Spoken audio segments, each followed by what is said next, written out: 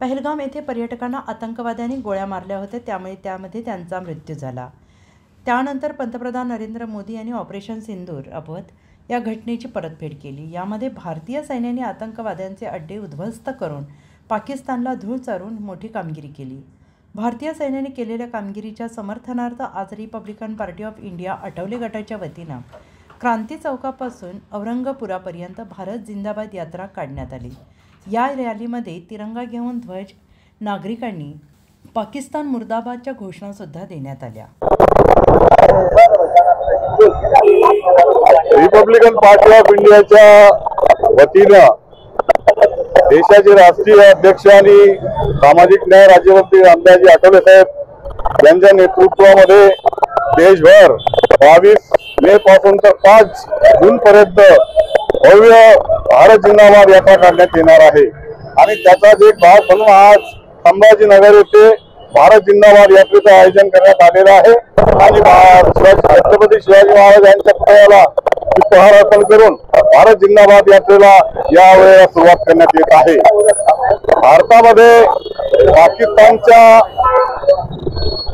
विरोधात जे आंदोलन तयार झालं, जे मत तयार झालं, कारण पाकिस्तानच्या दहशतवाद्यांनी 22 एप्रिल रोजी पहलगाम येथे भारतीय नागरिकांना 26 नागरिकांना गोळ्या घालून ठार मारण्यात आलं आणि ह्या निष्पाप नागरिकांना निर्दयपणे मारण्यात आलं। त्याची जात विचारून त्या ठिकाणी त्यांना ठार मारण्यात आलं। ही क्रूर घटना ही भारत कधीच सहन करणार नाही आणि भारत म्हणून त्याचा निषेध त्यांना या आरतीय केलेला आहे। भारताचे पंतप्रधान नरेंद्र मोदी आणि संरक्षण मंत्री राजनाथ सिंग यांनी या ठिकाणी ऑपरेशन सिंदूर हे राबवलं आणि ऑपरेशन सिंदूरच्या माध्यमातून पाकिस्तानला धडा शिकवला आहे। आमच्या भारतीय सैनिकांचा आम्हाला अभिमान आहे।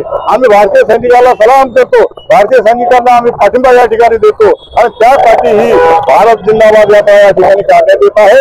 यापुढे जर पाकिस्तानने आमच्याकडे कानाडोळा करून घेण्याचा प्रयत्न केला तर पाकिस्तानला नेत्रनाबूद केल्याशिवाय आम्हाला पर्याय उरणार नाही। आणि म्हणून भारतीय सैनिकांना सलाम करण्यासाठी, त्यांचा सन्मान करण्यासाठी, त्यांच्या सन्मानार्थ आज रिपब्लिकन पार्टी ऑफ इंडियाच्या वतीनं ही भारत जिंदाबाद यात्रा काढण्यात येत आहे। पाकिस्तानमध्ये पाठिंबा दिलेला आहे, मोठ्या प्रमाणात भारत देशामध्ये आयात होती